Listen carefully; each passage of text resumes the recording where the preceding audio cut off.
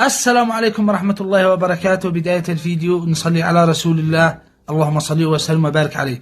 طبعا الضحكة هي تدل على أن الشخص هذا سعيد أو يمر بفترة سعيدة أو يمر بلحظة جميلة.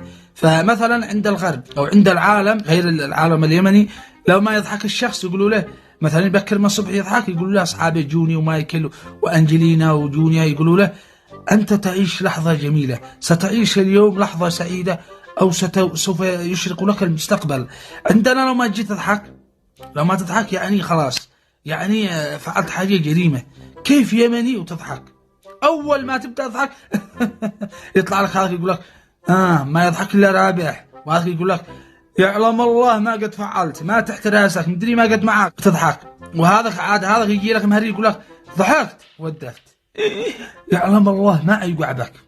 يعني يبدأ يجمع لك المهلكات كامل، يقول لك يمكن بيتكم عتنكع لا فوق صباع رجلك الكبيرة، وهذا يقول لك يمكن الغنم حقكم عتتكحول في الديمة، وهذا يقول لك لا عاد يوقع بك إدز في الجيوب الأنفية، ويعني يجمعوا لك المهلكات كامل. حين ضحكت تندم، حتى أنت مجرد ما تجرب تضحك هكذا تلقائيا ضميرك الداخلي يكحولك يبدأ يهلوس بك، تقول ضحكت يحرم الله ما يوقع بي، لا عاد اموت وانا مسهنب برجلي، ولا يمكن المرة عتحنق وتبز الجهال تروح لها وانت اساسا عذاب.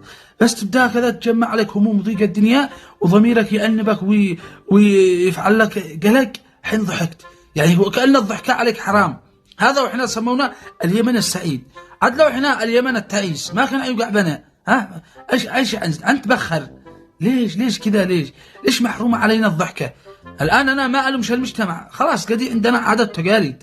أنا أعرف واحد ضحك اشترق، أسعفنا قد كان بين الحياة والموت. حين هذا كلام بس ضحك، وطوال السنة هو هكذا ضابح قلق في هم وغم، بس ضحك هذا كلام اشترق وكان يموت. ورجعنا ندمنا وقلنا له يا أخي وبه راجع نفسك، مالك تضحك أنت، يعني أنك فعلت حاجة كبيرة، راجع نفسك بحاجة غلط، ليش ضحكت؟ الرجال ندم قال حرام ما زد اضحك وخلاص وفعل التزام وتعهد، ليش ضحك؟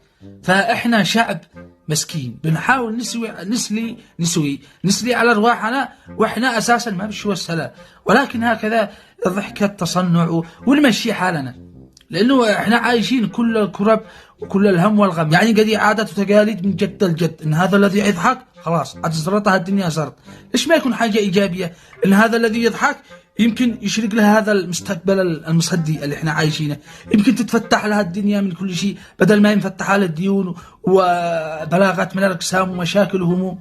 خليكم ايجابيين. اسال من الله تعالى ان لا تفارق شفاهكم الابتسامه، وان يغير الله احوالنا الى الاحسن، وان نبتسم كلنا فرح وسعاده بدل ما احنا مبتسمين من الغم والهم والجمل والجمل والجراد.